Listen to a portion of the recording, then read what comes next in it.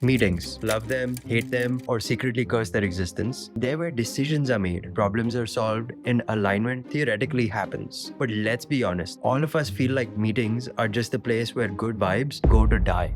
If you're a product manager or anyone working in tech, this video is your life raft in the sea of endless calendar invites. Today I'm sharing how to run the best meetings to get stuff done, save everyone's time, and stop Bob from hijacking every single meeting to talk about his great new idea for scented office chairs. Let's send bad meetings where they belong, straight to decline. Hey, my name's Akash. I'm the head of product at a startup and a coach helping product managers and founders to build impactful products and teams. Think of me like a personal trainer for your product, minus all the burpees.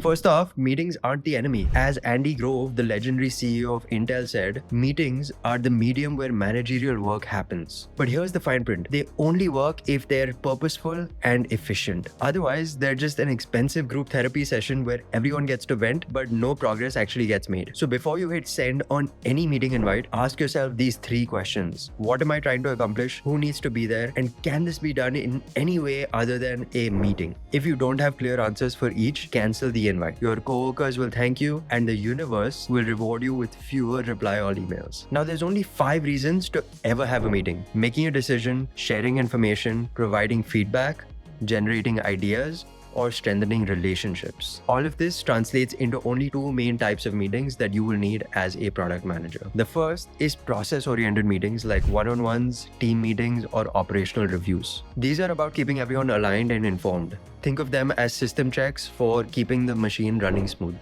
The second is mission-oriented meetings like project kickoffs, prioritization sessions, and strategy reviews. These are laser-focused on solving a specific problem, or at least giving the illusion of progress so that everyone feels productive while they're secretly wishing for lunch. Subscribe now for more practical product management tips, because let's face it, you've already Googled how to run better meetings twice this week, so save yourself the trouble.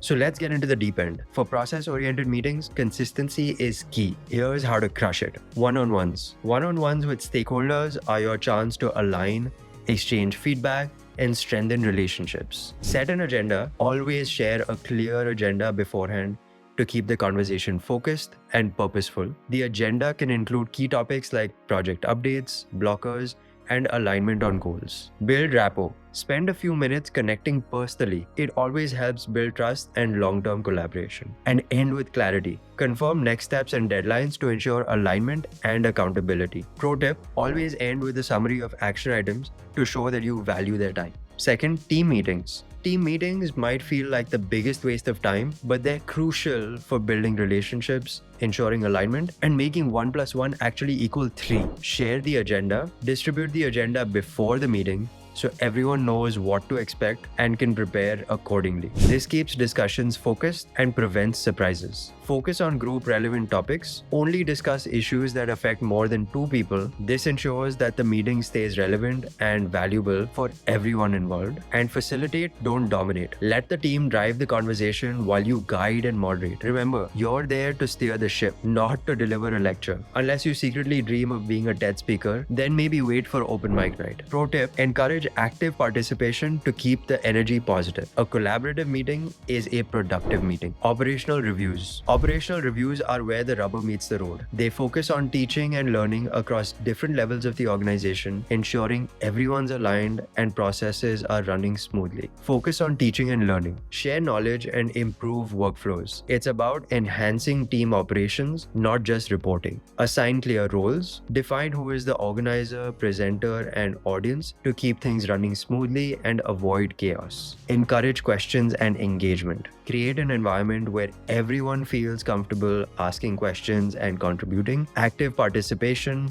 leads to better understanding and more effective solutions. Pro tip, use visuals and real-life stories to make complex information more digestible. It keeps everyone engaged and turns dry data into actionable insights.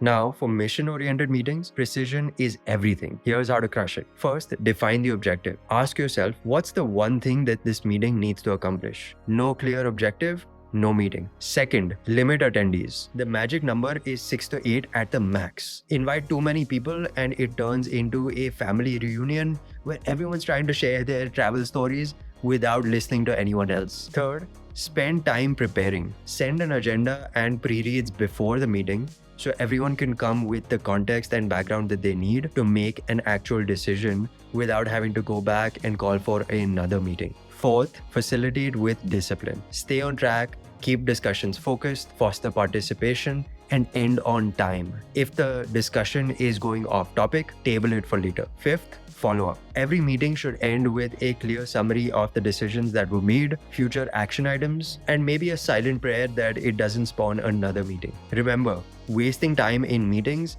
is wasting your company's resources. So as I was researching this video, I came across a lot of great advice from legends. I want to give you 2 pieces of advice now. First, from Steve Jobs. Steve Jobs kept meetings as small as possible. He ran meetings with minimalism, similar to Apple's products. He hated when meetings were too big because too many minds in a room got in the way of simplicity. In one tale, Jobs was in a weekly meeting with Apple's ad agency and saw someone who didn't regularly attend. He asked who she was, listened to her answer, and politely told her to get out. "I don't think we need you in this meeting," he said. Jobs also carried the same standard with himself. When US President Barack Obama asked him to a meeting of tech darlings, he declined. The guest list was just too large. And Elon Musk took this even a step further. One thing we have at the companies is we try to minimize the size of meetings.